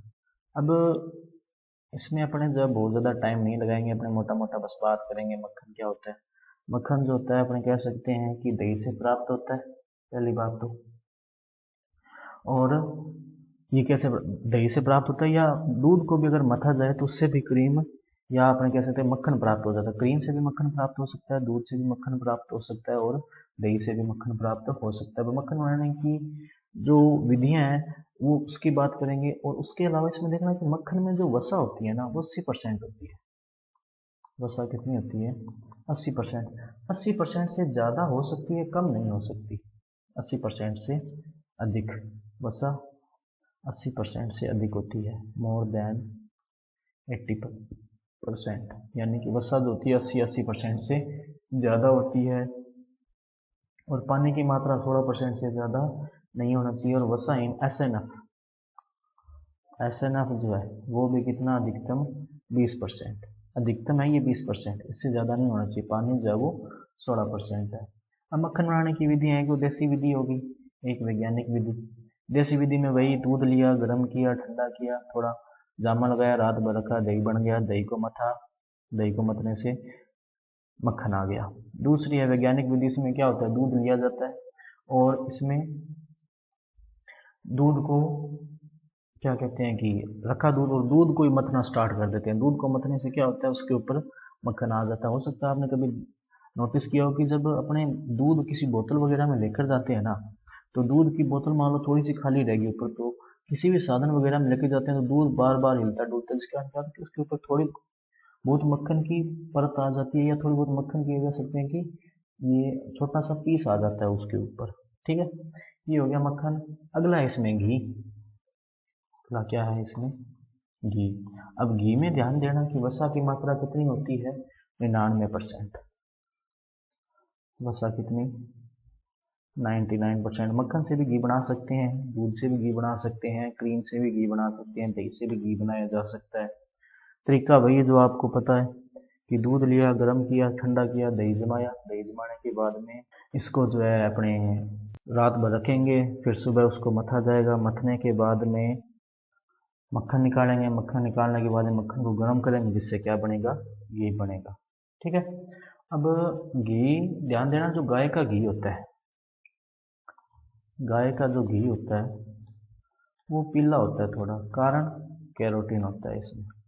मैंने अभी भी कहा था ना, जहाँ पर भी पूछा जाए, घी का पूछा जाए, दूध का पूछा जाए या मक्खन का पूछा जाए कि ये पीला क्यों है, कैरोटीन के कारण। और गाय के दूध में कैरोटीन ज़्यादा होता है, इसलिए वो पीला भी ज़्यादा होता है। अब मक्खन बनाने की विधि देसी विधि हो गई, इसी तरह घी बनाने की भी विधि होती है, देसी विधि होती है। दूसरा मक्खन से घी, जैसे कि मैंने बताया कि पहले दूध से मक्खन बनाएंगे, फिर मक्खन से घी बना लेंगे। तीसरा आता है क्रीम से घी बनाना, तो क्रीम से भी घी बनाया जाता है। क्रीम को या तो आप जमा दो रात में, जैसे दूध को जमाते हैं, और सुबह उसको मथ के, जैसे दही को मथा जाता है वैसे मक्खन, उसमें से घी निकालो, मक्खन निकाल के। या ऐसा हो सकता है कि डायरेक्ट क्रीम को गर्म करते हैं, उससे भी घी बनाया जा सकता है। अब घी के उपयोग है, तो घी में ध्यान देना कि विटामिन ए ज़्यादा होता है। घी में कौन सा विटामिन ज़्यादा होता है, विटामिन ए। विटामिन ए इसमें ज़्यादा होता है। इसके अलावा इसमें विटामिन बी और सी भी होते हैं, लेकिन ए जो होता है वो अधिक होता है। ठीक है, इसलिए ये कई सारे रोगों में काम का होता है। अब इसमें कुछ एक चीज़ें आती है कि घी के खराब होने के कारण और निवारण क्या है। ध्यान देना, अगर आपने कभी नोटिस किया हो तो घरों में जो घी बनाया जाता है उसमें इस बात को मेक श्योर किया जाता है, इस बात को सुनिश्चित किया जाता है कि उसमें छाछ की मात्रा ना रहे या मट्ठे की मात्रा ना रहे। अगर मट्ठे की मात्रा रहेगी तो घी जो है वो क्या हो जाएगा, खराब हो जाएगा। दूसरा आता है कि घी को हमेशा कांच के, टीन के बर्तनों में स्टोर किया जाता है, कभी भी तांबे या लोहे के बर्तनों में नहीं रखा जाता, क्योंकि वो खराब हो जाती है। मिट्टी के बर्तन में भी रख सकते हैं, लेकिन लोहे और ये कह सकते हैं कि तांबे के बर्तन में नहीं रख सकते। अगला है कि घी को हमेशा बंद बर्तन में रखा जाता है, क्योंकि खुले बर्तन में उसका ऑक्सीकरण होकर वो घी क्या हो जाएगा, खराब हो जाएगा, उसमें से बदबू आने लग जाती है। घी को हमेशा ध्यान रखना कि अंधेरे कमरे में संग्रहित किया जाता है, यानी प्रकाश की उपस्थिति में संग्रहित नहीं किया जाता। उसमें ऐसा नहीं है खुली धूप में घी को रख दिया जाता है, घी को हमेशा बंद कमरे में ही रखा जाता है। उसके अलावा अगर अपने देखें तो घी को अपने जहाँ पर भी स्टोर कर रहे हैं, जो तापमान होता है ना घी को स्टोर करने का, संग्रहण का तापमान, संग्रहित स्थान का जो ताप होता है, स्थान का जो ताप होता है वो लगभग होना चाहिए 0 डिग्री सेल्सियस। ये इसके लिए बेस्ट है। हालांकि नॉर्मली अपने देखते हैं कि 0 डिग्री सेल्सियस पर नहीं होता, पर रखना चाहिए 0 डिग्री सेल्सियस पर, घी जल्दी खराब नहीं होता। अगला आता है घी के गुण। तो घी में ध्यान रखना, कण होते हैं छोटे छोटे, अगर आपने कभी देखा हो। घी जब सेमी सॉलिड स्टेट यानी कि अर्ध ठोस अवस्था में या अर्ध तरल अवस्था में, तो इसमें छोटे छोटे कण से दिखाई देते हैं अपने को, या दानेदार होता है, वो इसको बोलते हैं घी का रवा होना। वो अपने कह सकते हैं शुद्ध घी की पहचान होती है। रंग मैंने बताया, गाय के दूध से बना जो घी होता है वो पीला होता है, भैंस के दूध से जो घी बनता है वो सफेद होता है। और सुवास वगैरह जो होती है वो भी अच्छी खासी होती है। अगला इसमें आता है दही। अगला क्या आता है बच्चों इसमें, दही। तो दही वही देखो क्या होता है, सारों को पता है दही क्या होता है। ठीक है, दही क्या होता है, दूध का एक उत्पाद है जिसमें दूध में जामन मिलाया जाता है, जिसके कारण रात भर उसको रखा जाता है, जिसको इंक्यूबेशन पीरियड बोलते हैं। और रात भर रखने से सुबह क्या तैयार होता है, दही तैयार होता है। वैज्ञानिक विधि देखो, अब देखो देसी विधि और वैज्ञानिक विधि में कोई अंतर नहीं है असल में, अगर आप देखोगे ना ध्यान से पढ़ोगे तो।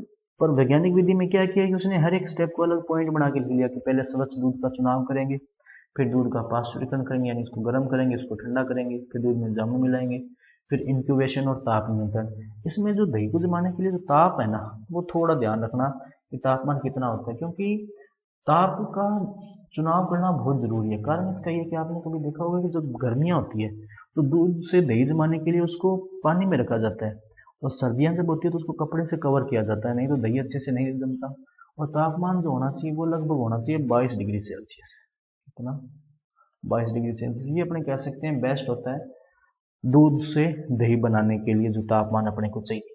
ठीक है, और जो जामन की मात्रा होती है दूध में, जामन की मात्रा, वो कितनी होनी चाहिए, 1 से 3%। मान लो कि 1 लीटर अगर अपने दूध जमा रहे हैं तो 1% या से 3% का मतलब है 10 से 30 ml जामन का अपने प्रयोग कर सकते हैं, बहुत ज़्यादा नहीं मिलाना है उसमें। और एक और बात ध्यान रखना कि दही में जो प्रोटीन होती है, प्रोटीन यानी कैसीन की बात कर रहे हैं मेनली ये, वो अधिक सुपाच्य हो जाती है। क्या होती है, अधिक सुपाच्य। ठीक है। अब दही बनाने में जो जामन है, जामन के बारे में इसने जो है वो थोड़ा विस्तार से बताया हुआ है। भाई देखो जामन के बारे में ये क्या कह रहा है, इसके बारे में करते हैं अपने बात। तो देखो सबसे पहले जामन इसने 3 प्रकार के बताए हैं। एक तो है प्राकृतिक, क्या है, प्राकृतिक। दूसरा इसके अंदर जो आता है वो आता है शुद्ध जामन, क्या आता है, शुद्ध जामन। और तीसरा इसके अंदर जो आता है वो आता है सामान्य। प्राकृतिक जामन कौन सा है, आपने अगर कभी देखा हो तो जो दूध होता है सुबह को रखते हैं और गर्मी मान लो थोड़ी ज़्यादा होती है तो दूध जो होता है अपने आप फट जाता है, वो होता है प्राकृतिक जामन। ठीक है। अब प्राकृतिक जामन में होता क्या है कि जो अपने लैक्टिक अम्ल होता है, प्राकृतिक जामन में क्या होता है बेसिकली कि दूध में जो लैक्टोज शर्करा होती है वो धीरे धीरे लैक्टिक अम्ल में बदल जाती है तापमान के कारण, इसी को बोल देते हैं प्राकृतिक जामन। वहीं अगर शुद्ध जामन की बात करें तो शुद्ध जामन जो होता है वो जीवाणुओं से तैयार किया हुआ कल्चर पाउडर होता है, जिसमें या तो स्ट्रेप्टोकोकस या लैक्टोबैसिलस, कौन सा होता है, स्ट्रेप्टोकोकस, स्ट्रेप्टोकोकस या इसके अंदर होता है लैक्टोबैसिलस। ये नाम आपने जरूर सुने होंगे, लैक्टोबैसिलस। ये दो अपने कह सकते हैं कि कल्चर होते हैं या जीवाणु होते हैं। ठीक है। उसके बाद में आता है सामान्य जामन। सामान्य जामन क्या होता है, एक दिन पहले का दही, एक दिन पहले का दही, एक दिन पहले का दही जो होता है वही क्या होता है, सामान्य जामन होता है। अब इसमें जो होते हैं कई सारे अपने कह सकते हैं कि जीवाणु होते हैं, जैसे लैक्टिस स्ट्रेप्टोकोकस कैसाई या लैक्टोबैसिलस एसिडोफिल्स बैक्टीरिया या लैक्टोबैसिलस बुल्गेरिकस, ये कुछ एक नाम है इसके अंदर जो होते हैं। अगला है दही का महत्व, तो महत्व वही है भाई, काफ़ी यूजफुल होता है। गर्मियों में इसकी डिमांड ज़्यादा होती है एज कम्पेयर टू जो अपने कह सकते हैं कि विंटर्स होती हैं, सर्दियों के मुकाबले। और इसमें विटामिन बी और विटामिन एक्स बनते हैं, ये इंपॉर्टेंट है भाई। दही में क्या क्या होता है, एक तो विटामिन बी और एक vitamin X. Vitamin B, vitamin B और एक्स, ये दो विटामिन होते हैं जो कि इंपॉर्टेंट है। ये हो गया उपयोग। देखो तो दही का एक तो भोजन के रूप में, इसके अलावा मक्खन प्राप्त करने में, शक्कर मिलाकर उससे लस्सी भी बनाई जाती है, श्रीखंड बनाने में। हाँ, दही का उपयोग श्रीखंड बनाने में होता है भाई, ये थोड़ा ध्यान देना, कईयों को हो सकता है पता ना हो। श्रीखंड जो है, हो सकता है नाम तो सुना हो, किससे बनता है ये ना पता हो, तो श्रीखंड बनाने में प्रयोग होता है किसका, दही का। पंचामृत बनाने में। इसके अलावा आपने देखो जितनी भी चाट वगैरह होती है उसमें बहुत से में दही का प्रयोग होता है। अगला आता है खोवा या मावा। खोवा या मावा, खोवा या मावा जो है, तो इसमें ध्यान रखना दुग्ध ठोस पदार्थ जो होते हैं, दुग्ध ठोस पदार्थ वो कितने होते हैं, लगभग 70 से 75%, 70 से 75%, 60-70% नहीं होता। और जो प्रॉपर अपने खोआ कह सकते हैं जिसमें मिलावट वगैरह नहीं, उसमें 70 से 75% दुग्ध ठोस पदार्थ है। होता क्या है बेसिकली, कढ़ाई लेते हैं, दूध लिया और उसको लगातार गर्म करते रहेंगे, तो दूध अपने को पता है 80% से ज़्यादा पानी होता है। पानी जो होता है भाप बन के उड़ जाता है, पीछे जो रह गया वो क्या है, खोआ। ठीक है। अब आगे है खोआ उत्पादन की मात्रा भाई, ये नॉर्मल सा सूत्र है, खोआ उत्पादन, खोआ उत्पादन। खोआ उत्पादन कैसे, उत्पादन की जो प्रतिशत मात्रा उसका है, तो उत्पादित खोआ की मात्रा, उत्पादित खोआ बटे कुल दूध, कुल दूध इंटू 100।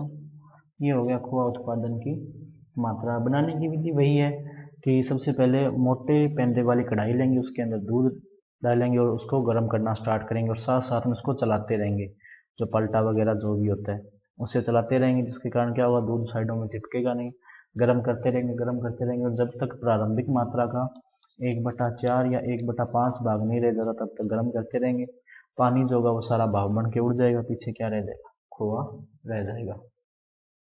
ठीक है, अगला इसके अंदर अपने नेक्स्ट बात करें तो कि पहचान कैसे होती है, खोए का उपयोग कहाँ कहाँ पे होता है। देखो, खोए का उपयोग जो होता है मिल्क केक बनाने में होता है, कलाकंद बनाने में, गुलाब जामुन बनाने में, बर्फी वगैरह बनाने में होता है। सुवास वगैरह अच्छी होती है, गंध भी होती है, अच्छी होती है। गठन जो होता है, देखो होता तो वैसे ठोस है पर जब उसको दबाया जाता है तो मुलायम भी होता है। और सघनता जो होती है वो काफ़ी रहती है खोए की, अगर आपने कभी ध्यान से देखा हो तो। वेट जो होता है वो ज़्यादा होता है क्योंकि इसका घनत्व ज़्यादा है। अगला इसके अंदर आता है अपने छेना। क्या आता है, छेना। क्या होता है छेना, वो देखो भी दूध को गर्म किया और गर्म दूध के अंदर ही अपने लैक्टिक कल्चर अगर मिला देते हैं, एसिटिक एसिड, सिरका या नींबू का रस मिला देते हैं, या साइट्रिक अम्लों, जो साइट्रिक अम्ल या सिट्रिक फ्रूट्स जो होते हैं, सिट्रस फ्रूट्स जो होते हैं उनका अगर रस मिला देते हैं तो जो बनता है उसको क्या कहते हैं, छेना कहा जाता है। और छेने में जो वसा की मात्रा होती है वो, एक इसमें देखना, जो छेना होता है गाय के दूध से कितने % छेना मिलता है। गाय के दूध से जो छेने की मात्रा होती है वो होती है लगभग 14%। और भैंस के दूध से जो छेने की मात्रा प्राप्त हो सकती है अपने को वो होती है 20%। कितनी होती है, 20%। ये थोड़ा ध्यान रखना भाई। आगे तो नॉर्मल विधियां वगैरह दे रखी है। उसके बाद में छेने की मात्रा, उत्पादक सूत्र, उत्पादन प्रतिशत, तो वही छेने की मात्रा, छेना की मात्रा बटे कुल दूध इंटू में क्या आ गया, ये होगी छेने की मात्रा। उपयोग है तो उपयोग मैंने बताया, रसगुल्ला, सौंदेश और खीर वगैरह बनाने में इसका प्रयोग किया जाता है। अगला आता है इसके अंदर पनीर। क्या आता है भाई, पनीर। देखो भाई, पनीर भी एक दूध पदार्थ है और ये भी दूध से बनाया जाता है, सिंपल सी बात है। और इसको भी दूध को फाड़ कर ही बनाया जाता है, लेकिन दूध में से फाड़ कर तो छेना भी बनाया जाता है। फर्क क्या होता है दोनों में कि छेना जब बनाता होता है तो उबलते हुए दूध नहीं, उसमें लैक्टिक अम्ल या सिट्रस जो फ्रूट्स होते हैं जैसे नींबू हो गया उसका रस मिला देते हैं। पनीर जब बनाते हैं दूध को थोड़ा ठंडा करते हैं, फिर उसमें जो है सिट्रस फ्रूट का रस मिलाया जाता है। अब देखना, पनीर की जो होती है बहुत सारी किस्में पाई जाती है। हो सकता है 2-4 आपने नाम सुने भी हो, जैसे मोज़रेला चीज होता है, या एक चीज व्हील भी आता है, चेडार चीज होता है। इसमें से अपने यहाँ पे जो एक जो नॉर्मल चीज अपने डे टू डे लाइफ में यूज करते हैं। अब देखना यहाँ पे चेडार चीज का जो संगठन दे रखा है वो आप थोड़ा ध्यान रखना। इसमें जो जल होता है, जल की मात्रा जो होती है वो होती है लगभग 34 से 36%। 34 से 36%। दूसरा इसके अंदर जो आता है वो आती है वसा। तो वसा की मात्रा जो होती है इसके अंदर वो होती है लगभग 35 से 37%। ये थोड़ा इसका जो संगठन है वो ध्यान रखना। उसके बाद में तीसरा इसके अंदर जो आता है वो आता है प्रोटीन। क्या आता है, प्रोटीन। ये होता है लगभग 24 से 26%। नेक्स्ट जो इसके अंदर आता है वो आते हैं खनिज पदार्थ। खनिज जो होते हैं, खनिज की मात्रा हमेशा ही कम रहती है, इसमें पनीर में भी कम है। ये होती है लगभग 3 से 4%। और ज़्यादातर अगर आपने कभी नोटिस किया हो तो जो जिम वगैरह जाते हैं वो पनीर का यूज़ ज़्यादा करते हैं, जो वेजिटेरियन होते हैं, क्योंकि इसमें प्रोटीन की मात्रा अच्छी खासी होती है। नेक्स्ट अपने आता है चेडार पनीर बनाने की विधि। ये इंपॉर्टेंट है भाई, चेडार पनीर। तो चेडार पनीर बनाने के लिए देखो भाई स्टेप्स क्या क्या हैं। तो पहला आता है दूध का चुनाव। सिंपल सी बात है, दूध का चुनाव। भाई दूध जो लेना है वो अच्छा लेना है। उसमें कोई जो अपने ये कह सकते हैं कि कोई गंदगी वगैरह या जीवाणु वगैरह ना हो। दूसरा इसके अंदर जो आता है वो आता है दूध का पास्तुरीकरण, जिसके कि अगर उसके अंदर थोड़े बहुत जीवाणु हो वो क्या हो जाए, नष्ट हो जाए। पास्तुरीकरण के बाद में तीसरा जो इसके अंदर स्टेप आता है वो आता है कल्चर मिलाना। क्या आता है, कल्चर मिलाना। कल्चर इन द सेंस अपने जामन मिला रहे हैं एक तरह से, स्टार्टर, जिसके कारण दूध को फाड़ा जा सके, सिंपल सी बात है। और कल्चर जो होता है वो बहुत ज़्यादा नहीं मिलाया जाता, ये होता है लगभग 1 से 2%, सॉरी 1 से 2%, 0.01%, इससे अम्लता बढ़ जाती है इसकी। कल्चर 1 से 2% मिलाया जाता है। अगला इसके अंदर जो आता है वो आता है रंग मिलाना। क्या आता है, रंग मिलाना। रंग मिलाया जाता है क्योंकि चीज़ जो होता है उसको जो अगर पीला कलर मिल रहा है, देखो इतना पीला होता नहीं है चीज़ जितना उसको दिखाया जाता है, तो उसमें क्या मिलाया जाता है, थोड़ा कलर, फूड कलर होता है, और फूड कलर मिलाने से उसका रंग क्या हो जाता है, पीला। रंग मिला दिया, उसके बाद में इसमें आती है रेनेटिंग। क्या आती है, रेनेटिंग। अब रेनेटिंग क्या होती है देखना, इसमें रेनेटिंग होता है एक तरह से पाउडर होता है। क्या होता है, पाउडर होता है। पाउडर मिलाया जाता है। अब पाउडर रेनेटिंग में जो ये होता है, ये पाउडर होता है, इसको रेनेट पाउडर बोलते हैं। ये द्रव अवस्था में भी आता है और अपने ठोस अवस्था में भी आता है, या पाउडर की फॉर्म में भी आता है। अगर द्रव अवस्था में आए यानी सूखा है पाउडर, सूखा नहीं है मतलब घुला हुआ है, विलयन है, तो कितना मिलाया जाता है, लगभग 100 लीटर दूध में 20 मिलीलीटर, 100 लीटर में 20 मिलीलीटर मिलाया जाएगा। लेकिन अगर रेनेट पाउडर है तो 2.5 ग्राम पाउडर का यूज किया जाएगा 100 किलोग्राम दूध में। वो भी ऐसा नहीं है कि सीधा ऊपर पाउडर जो छिड़क दिया, नहीं, उसको विलयन बनाया जाएगा 20 से 40 गुना पानी लेकर। 20 से 40 गुना का मतलब है 50 से 100 ग्राम पानी में इसको मिलाना है, सीधी सी बात है, 50 से 100 ml पानी में। तो अगर रेनेट पाउडर सूखा है तो 2.5 ग्राम रेनेट पाउडर लेना है, उसको लगभग अपने ये कहेंगे 50 से 100 ml पानी में मिक्स करेंगे और मिला देंगे 100 किलो दूध में। और अगर ऑलरेडी वो विलयन अवस्था में है तो 20 ml मिलाएंगे रेनेट पाउडर कब, 100 किलो दूध के अंदर। ठीक है। अगला है उसके बाद में जैसे ही रेनेट पाउडर मिला दिया, अब उसको रख देंगे, बिल्कुल भी उसको हिलाएंगे डुलाएंगे नहीं, लगभग आधे घंटे के लिए रख दिया, आधे पौने घंटे के लिए रख दिया। उसके बाद में उसकी होती है नेक्स्ट कटिंग, यानी इसको काटा जाता है, काटना। अब काटते कैसे हैं वो देखो भाई, पहले ऐसे काटे जाएंगे, इस तरह से काट दिया, फिर इस तरह से, इस तरह से ये क्यूब्स बन जाएंगे यहाँ पे, इस तरह से इसको काटा जाएगा। काटने के बाद में अगला जो स्टेप इसके अंदर आता है वो आता है पकाना। क्या आता है, पकाना। इसमें क्या होगा कि काट तो दिया उसको, अब जो जिस पात्र में उसको रखा उस पात्र को गर्म करना स्टार्ट करते हैं, साथ साथ में ये जिसमें ये पनीर बना हुआ है इसको भी साथ साथ में हिलाते रहेंगे, थोड़ा थोड़ा घुमाते रहेंगे, जिसके कारण क्या होता है, ये थोड़ा पकने लग जाता है, और लगभग प्रति मिनट 1 डिग्री सेल्सियस तापमान इसका बढ़ाते हैं। अगला है जल को बाहर निकालना, पनीर जल निकालना, पनीर जल निकालना। अब ये क्या होता है कि अपने को पता है कि जब भी पनीर बनता है तो पीछे जल बचता है, जल बनता है, उस पनीर जल, उसी को क्या बोला है, पनीर जल। और इंग्लिश में इसको बोलते हैं वे। क्या बोलते हैं, वे। आपने हो सकता है प्रोटीन वाले जो डिब्बे आते हैं पाउडर के, प्रोटीन पाउडर के जो डिब्बे आते हैं उसके ऊपर लिखा होता है वे प्रोटीन। वे मतलब पनीर बनाने टाइम जो पानी बाहर निकला है ना, उसकी बात कर रहा है। उस पानी को क्या निकाल दिया, बाहर निकाल देते हैं। और जैसे उसको बाहर निकालते हैं, ये जो क्यूब्स अपने काटे हैं, देखो ये ऐसे चौकोर की फॉर्म होगी ना, ये कह सकते हैं कि घन का आकार ले लिया इसने एक तरह से, तो घन का आकार ले लिया। अब जो है ये स्पंज की तरह हो जाते हैं, सॉफ्ट सॉफ्ट। उसके बाद में अगला इसमें आता है चेडरिंग।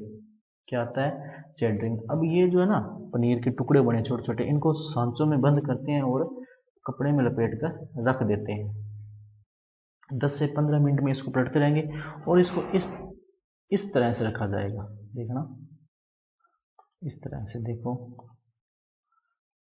ऐसे और ऐसे, जिसके कारण क्या होगा, इसमें से जो पनीर जल है या जो वे वाटर है वो बाहर निकलता रहे। रख दिया।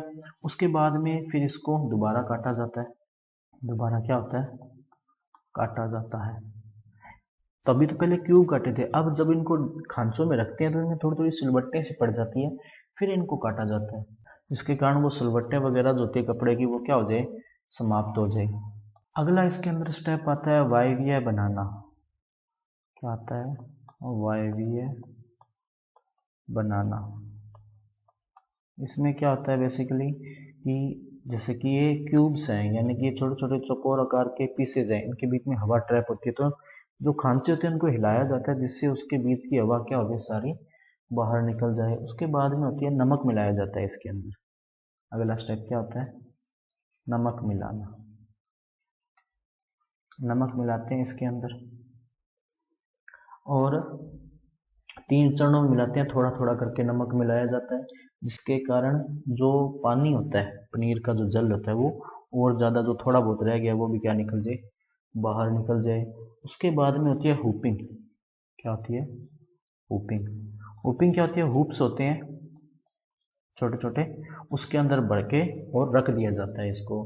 और उसके बाद में लास्ट में इसमें आता है दबाना। लास्ट में इसका स्टेप कौन सा है, दबाने का। अब दबाया क्यों जाता है इसको, लास्ट का स्टेप क्या है, दबाना। दबाया क्यों जाता है, जिसके कारण कि जो थोड़ा बहुत और पनीर जल रह गया है, यानी कि उसके अंदर जो पानी है वो निकल जाए। अब ऐसा नहीं है कि अचानक से दबा दें, क्योंकि अचानक से दबाएंगे तो वसा भी बाहर निकल जाए, क्योंकि पनीर का पीस हुआ थोड़ा गर्म है। तो आराम से दबाया जाता है जिससे सिर्फ पानी बाहर निकलता है, लेकिन वसा उसी के अंदर पड़ी रहती है। उसके बाद में उसको प्रेस से बाहर निकालेंगे, फिर क्या होती है, रीड्रेसिंग। अगला स्टेप क्या होता है भाई, ध्यान देना, रीड्रेसिंग। नेक्स्ट स्टेप क्या हो गया इसमें, रीड्रेसिंग। रीड्रेसिंग क्या होता है, जैसे देखो उसको खांचों में भरा था, हुप्स जो होते हैं उसमें फिर वो सिलवट्टे से आ जाएंगी, तो उसको गर्म करेंगे थोड़ा सा, और वो जो सिलवट्टे होती है वो थोड़ी दूर कर दी जाती है, रीड्रेसिंग। उसके बाद में है गर्म पानी से धोना। गर्म पानी से धोएंगे अपने, गर्म पानी से धोते हैं। और उसके बाद में आती है राइपनिंग, यानी पकाना।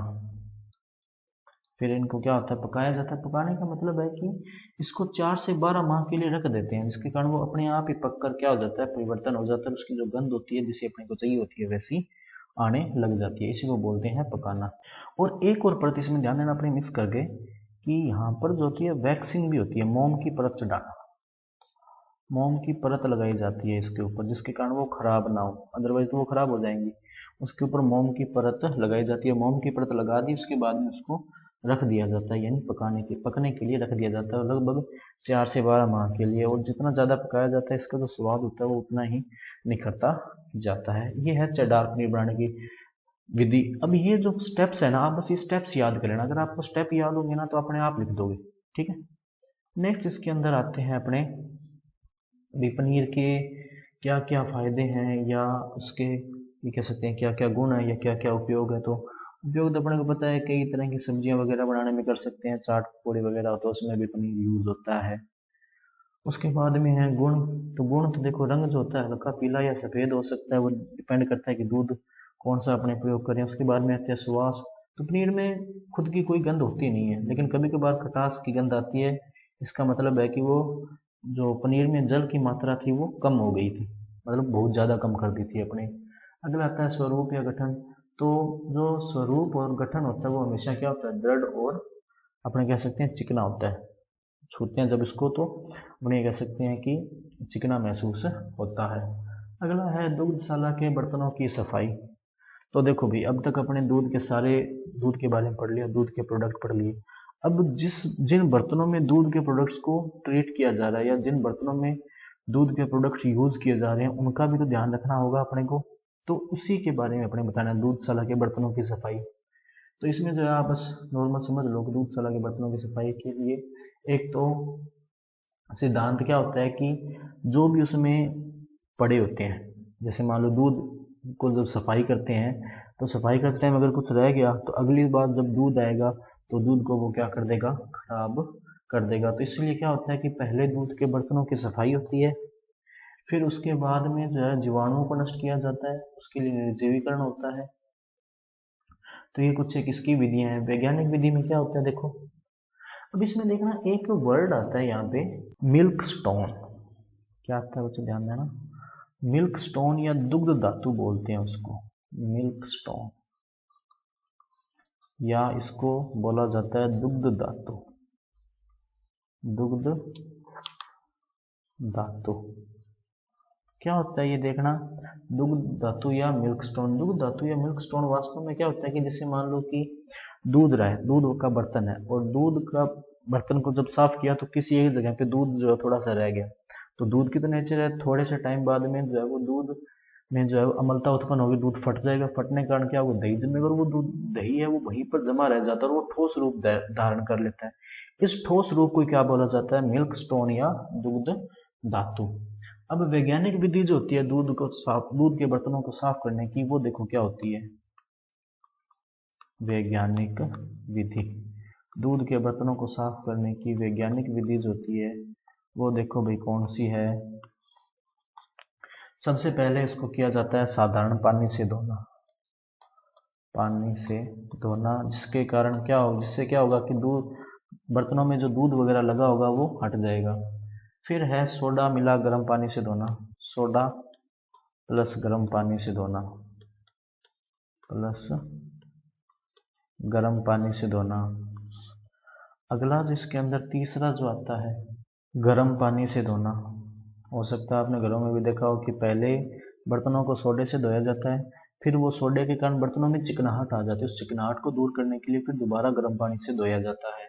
और उसके बाद में है बर्तनों का निर्जीवीकरण। बर्तनों का निर्जीवीकरण, निर्जीवीकरण या निर्जमीकरण भी बोला जाता है, एक ही बात है, निर्जीवीकरण।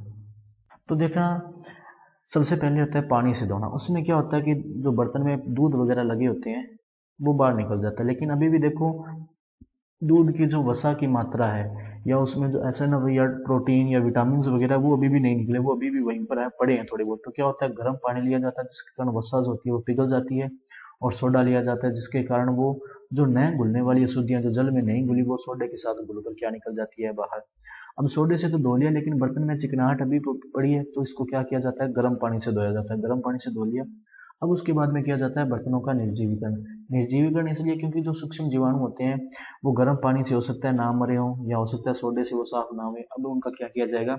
निर्जीवीकरण। निर्जीवीकरण करने के लिए या तो भाप का प्रयोग कर सकते हैं, इसका प्रयोग कर सकते हैं, या तो भाप या स्टीम जिसको बोल सकते हो आप, या किसका प्रयोग कर सकते हैं? क्लोरीन का प्रयोग कर सकते हैं अपने। अगला आता है दोवक पदार्थ। तो दोवक पदार्थों के मेन आपको गुण देखने के, गुण क्या क्या होने चाहिए। पहला है आद्रक शक्ति।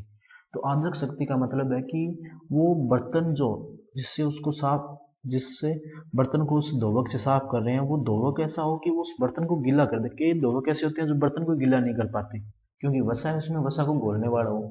अगला है कि विलोचनकारी प्रभाव हो उसका, उत्तम पायसीकारक होना चाहिए, जीवाणुओं को मारने की क्षमता हो, पानी में पूर्णतः घुलनशील हो, सस्ता और सुगम हो, बर्तनों के लिए हानिकारक ना हो, अच्छी भेदन क्षमता हो, अच्छी प्रतिरोधक क्षमता हो, जीवाणुओं को नष्ट कर सके, और उसके अलावा वसा के कण जो होते हैं उनको पानी में घोल कर क्या कर सके? साफ कर सके। अगला आता है दोवक पदार्थों का वर्गीकरण। दोवक पदार्थ, दोवक पदार्थ जो होते हैं उनका वर्गीकरण। तो देखो भाई क्या क्या वर्गीकरण है। एक तो होता है क्षारीय, क्या होते हैं? क्षारीय। दूसरा इसके अंदर आते हैं अम्लीय, क्या आते हैं? अम्लीय। तीसरा इसके अंदर जो आता है वो आता है जटिल फास्फेट, क्या आता है? जटिल फास्फेट। और चौथा इसके अंदर जो आता है वो आता है आद्रक दोवक, क्या आते हैं? आद्रक दोवक। और ध्यान रखना दूधशाला में जो बर्तनों की सफाई होती है वो ज़्यादातर क्षारीय दोवक से होती है, क्योंकि जो दूध होता है वो अम्लीय प्रकृति का होता है, और उससे जो प्रोडक्ट्स बनते हैं ज़्यादातर खराब होने से, दूध या दही बन गया या पनीर बन गया, वो भी सारे क्या होते हैं? ज़्यादातर अम्लीय प्रकृति के। इसलिए ज़्यादातर दूध के जो बर्तन होते हैं उसमें क्षारीय पदार्थों का प्रयोग किया जाता है। क्षारीय दोवक भी जो है यहाँ पर 3-4 दे रखे हैं, जैसे दाहक सोडा हो गया, एक तो दाहक सोडा। दूसरा अगर इसके अंदर देखा जाए तो वो होता है सोडा राख, क्या हो गई? सोडा राख। तीसरा अगर इसके अंदर अपने बात करें तो वो हो गया try sodium phosphate, TSP, try sodium phosphate.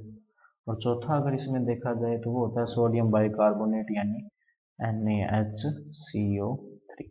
ये अपने क्षारीय अम्लीय दोवक में ध्यान रखना फार्मिक अम्ल और फास्फोरिक अम्ल, ग्लूकोनिक अम्ल, टार्टरिक अम्ल इस तरह के यूज होते हैं।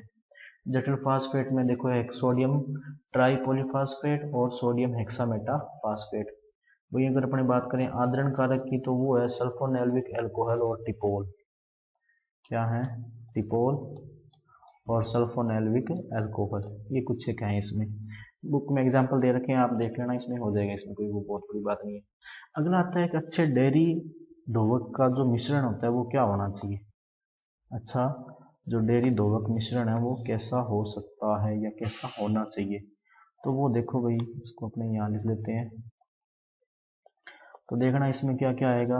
अच्छी जो डेयरी दोवक मिश्रण है उसमें ट्राई सोडियम फास्फेट यानी TSP जो होता है वो होना चाहिए 40%। दूसरा आता है सोडियम बाइकार्बोनेट यानी NaHCO3, वो भी कितना? 40%।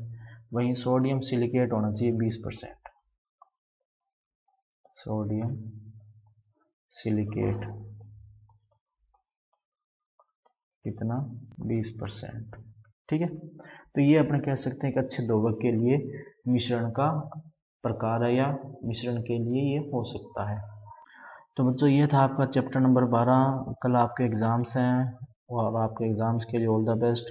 कल अपने इस चैनल पर जो आपके एग्ज़ाम है उसका सोल्यूशन भी करेंगे, तो आप हमें ज़रूर ज्वाइन करना। और ध्यान देना कि प्रीवियस ईयर के क्वेश्चन ज़रूर पढ़ के जाना, क्योंकि प्रीवियस ईयर क्वेश्चन में से जो प्रीवियस ईयर के जो पेपर है उसमें से काफ़ी सारे क्वेश्चन कई रिपीट हो रहे हैं। और अगर किसी के पास प्रीवियस ईयर के क्वेश्चन नहीं है तो 22, 23 और 24 के प्रीवियस ईयर क्वेश्चन जो हमारे टेलीग्राम चैनल पर मिल जाएंगे, जिसका लिंक जो है आपको डिस्क्रिप्शन में दिया हुआ है। तो मिलते हैं कल और आपके एग्ज़ाम्स के लिए ऑल द बेस्ट।